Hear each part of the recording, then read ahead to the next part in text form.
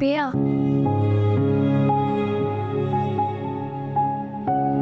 आओ बैठ।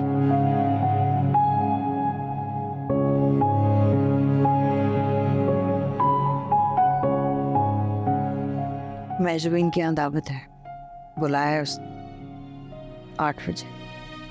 तैयार हो जाना। प्राइमा को भी कह देना। आप प्राइमा बाजी से नाराज हैं? नहीं, गुस्सा है? गुस्सा था मुझे उस वक्त, लेकिन बाद में सोचा कि जिस तरह राइमा को गाइड किया जा रहा है,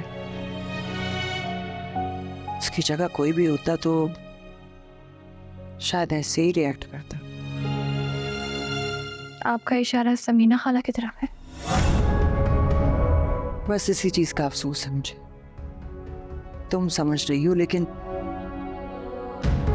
राइमा को समझ नहीं आ रही कि समीना खाला की वजह से घर का माहौल खराब हो रहा है। अगर आप क्वालिटी एंटरटेनमेंट YouTube पे देखना चाहते हैं तो यू मस्ट सब्सक्राइब टू आन टीवीज़ YouTube चैनल। आन, a very happy first anniversary.